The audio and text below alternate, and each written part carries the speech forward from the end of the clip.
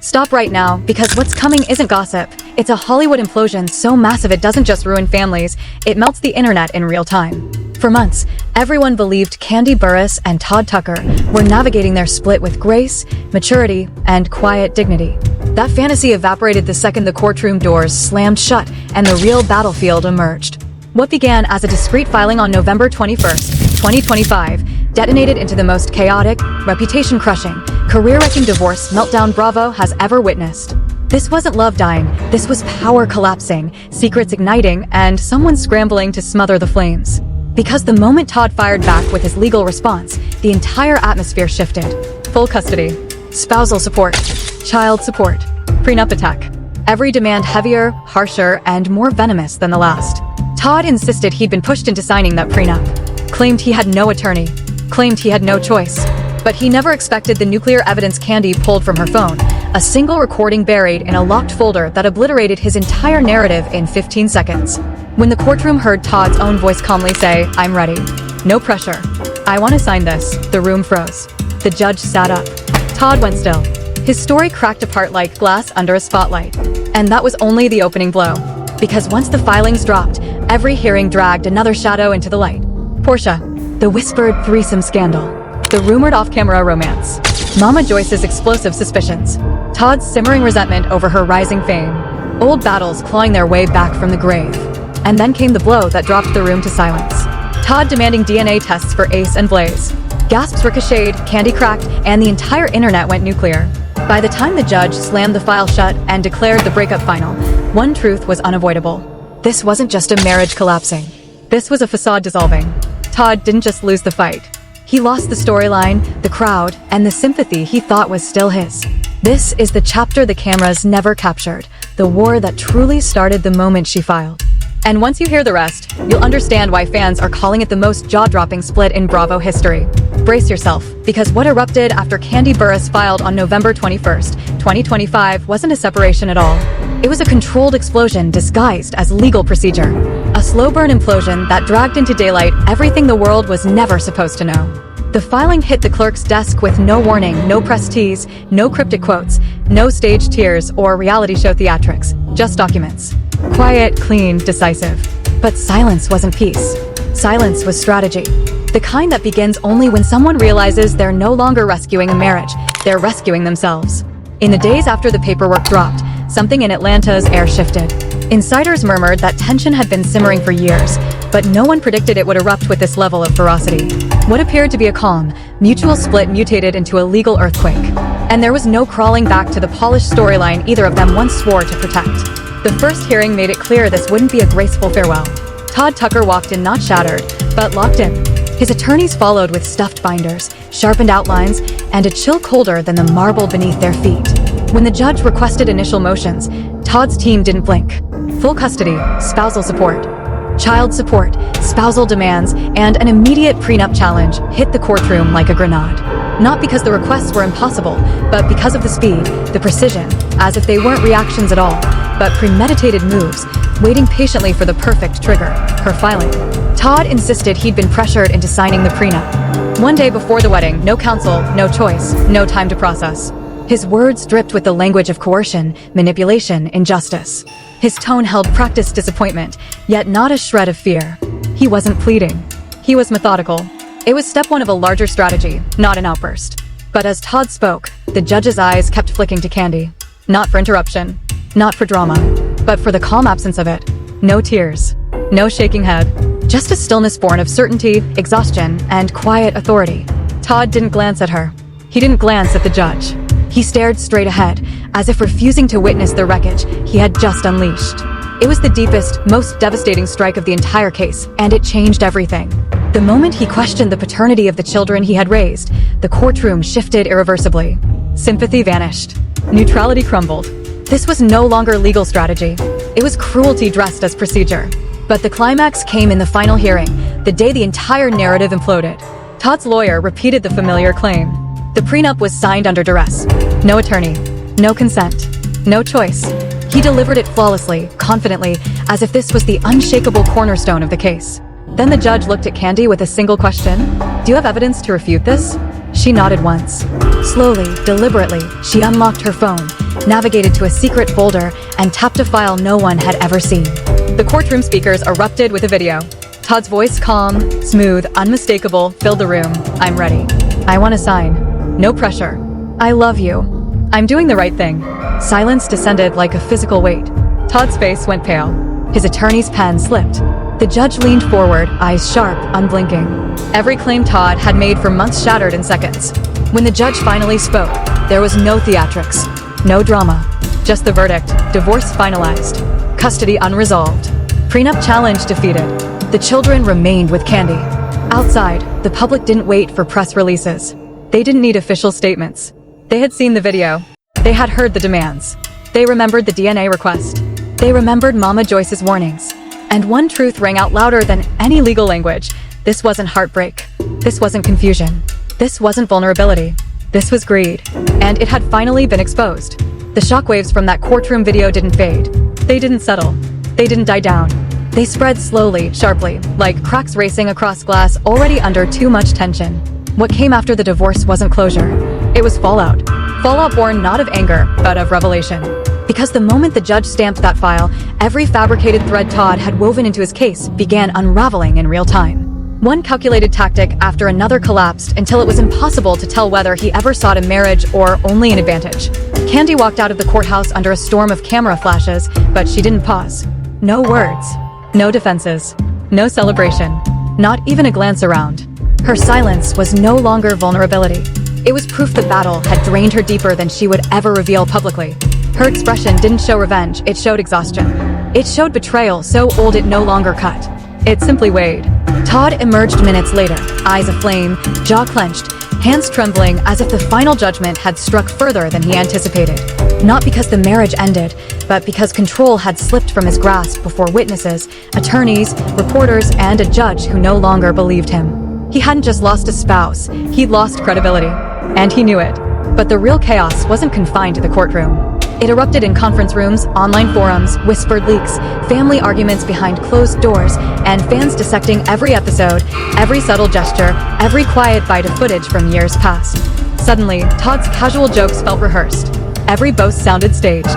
Every move appeared timed. The first firestorm hit when insiders revealed the DNA test demand wasn't impulsive. It had been drafted, debated, prepared, and typed into official documents before the hearing began. Skeptics resisted at first, but when the paperwork leaked, social media ignited in a fury capable of scorching a city. It was betrayal on a scale reality TV had never truly shown. A man questioning the children who called him father, who trusted him, who had never asked to be dragged into this. And then the next wave came. Old arguments, voice notes, and texts surfaced, revealing a marriage far colder behind closed doors. Not explosive fights or screaming matches, but quiet calculations, subtle digs, comparisons disguised as jokes, emotional distance built over years. It wasn't chaos. It was erosion. Supporters of Todd began questioning the timeline. Why push for custody only after the prenup challenge? Why file DNA demands alongside financial disclosures? Why repeat the pressure story so confidently when the video existed? How could he forget the words he'd spoken that night? It wasn't a contradiction. It was strategy exposed under full daylight. Meanwhile, the blended family cracks widened. Riley stopped holding back. Not online, not privately, not even in rooms cameras didn't enter. She didn't yell. She didn't scream. She simply laid bare the truth she'd held for years.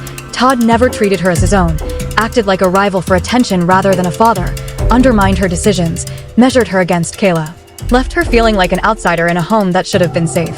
Kayla didn't remain silent either. She defended her father fiercely, insisting that he was misunderstood, that he had tried, that he hadn't been given a fair chance. But the bitterness in Riley and Kayla's voices said what no transcript needed to spell out. Neither daughter felt safe. Neither felt prioritized. Neither felt the adults in the house ever chose them over the battles raging between each other. The judge had warned about stability, but stability had never existed. It had been a performance for the cameras, a facade for the fans, a recycled story packaged with smiles and applause. Once the filing hit, the truth spilled like poison from a shattered bottle. Todd, in the weeks after the divorce was finalized, became more combative than ever. Not publicly, he knew better than to give interviews, but behind closed doors, every choice screamed of a man desperate to reclaim what he felt slipping away. Custody schedules were challenged. Financial disclosures scrutinized. Access demanded to documents he'd ignored for years. Every move felt less like parenting and more like retaliation. Kandi, however, did the unexpected. She stopped responding.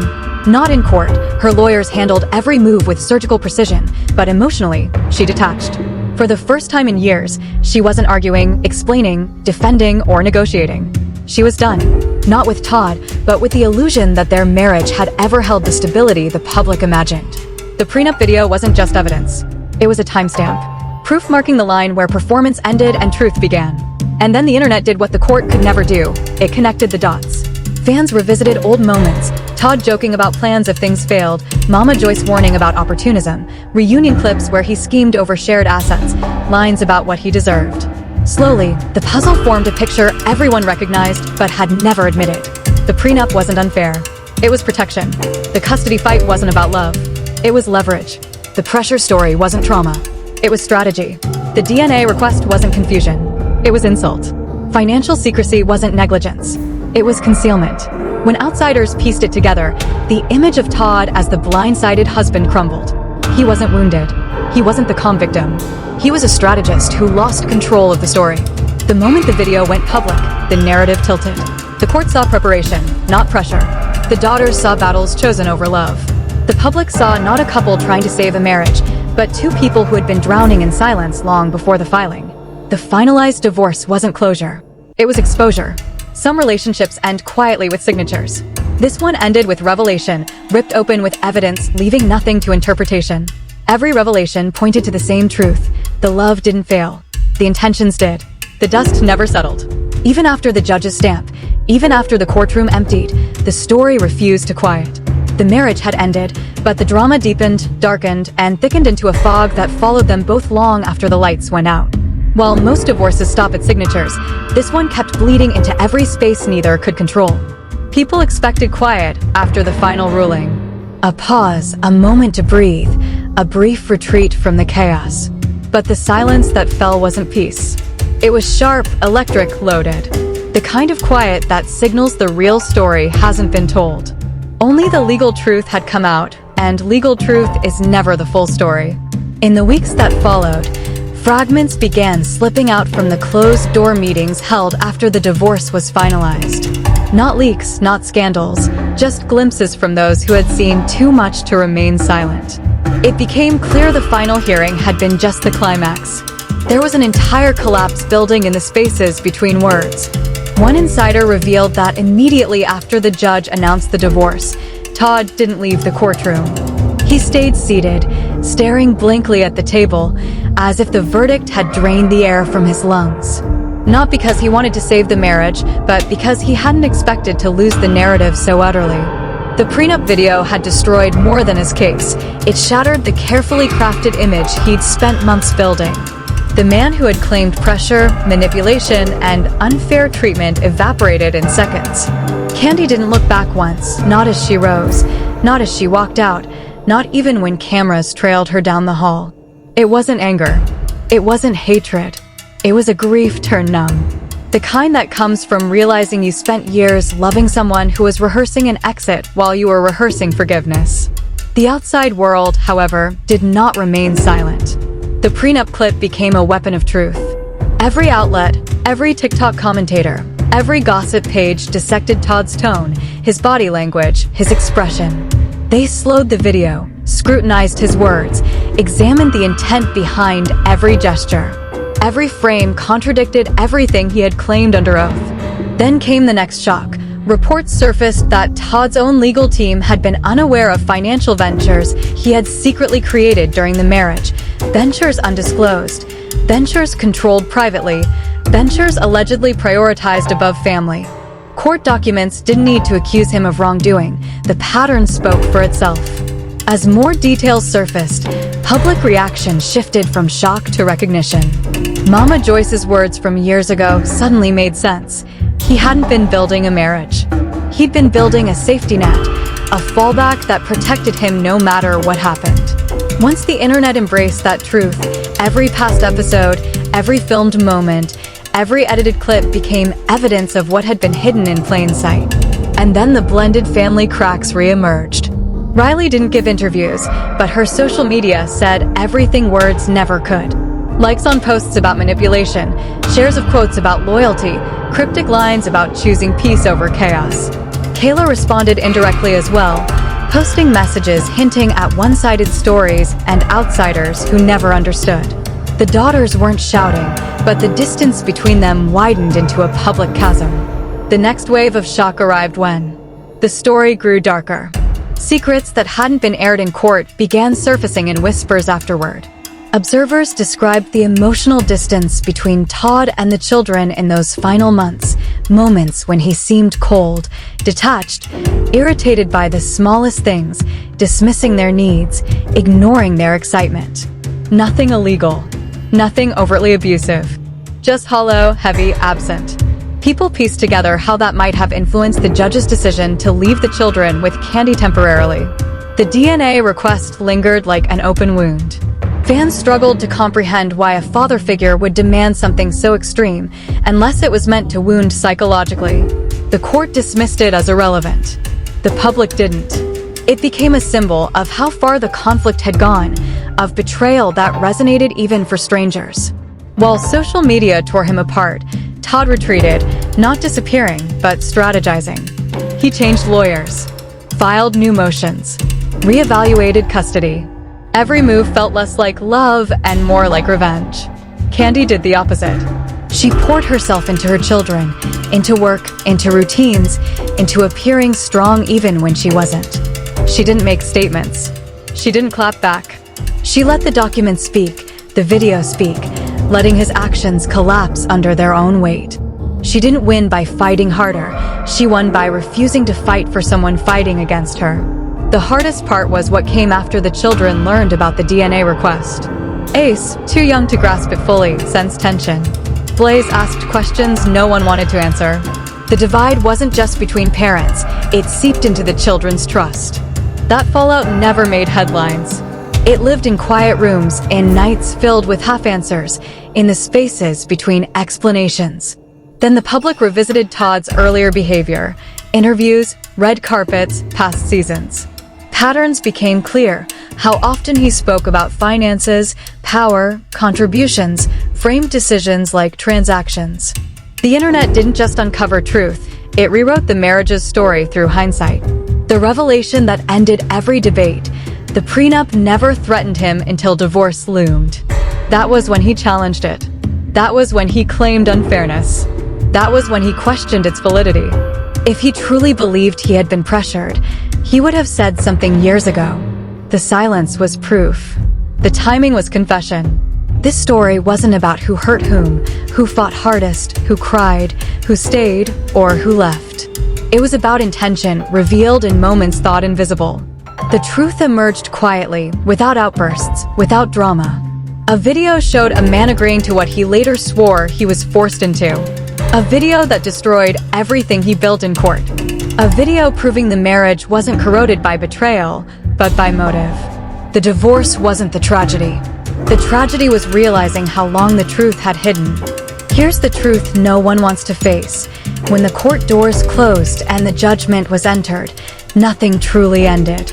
The papers confirmed what had already been destroyed. Every silent moment afterward carried more weight than any filmed argument. You watched a marriage crumble publicly, but what collapsed behind the scenes was far worse. Trust didn't break overnight.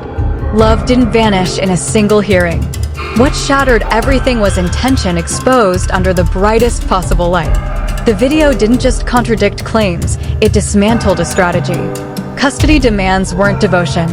They were positions on a battlefield. The DNA request wasn't confusion. It was a calculated cut. Every post-filing move revealed a story quietly building in the shadows. Once truth emerged, the mask could never return. So here's the question left lingering. What now? What becomes of a future shaped by legal scars and emotional debris? How do children grow inside a narrative they didn't choose, but will eventually uncover? This isn't gossip. It's consequence. It's recognizing how quickly affection can become leverage when the foundation was never steady. If you think it ends with a signature, you're wrong. Court rulings finalize documents, not damage. The next chapter unfolds in routines, choices, and truths surfacing long after cameras move on. Stay watching. Stay questioning. Stories like this don't fade. They echo. Because when a truth this heavy escapes, it doesn't vanish. It lingers, reshaping every memory, motive, and version of events people once believed.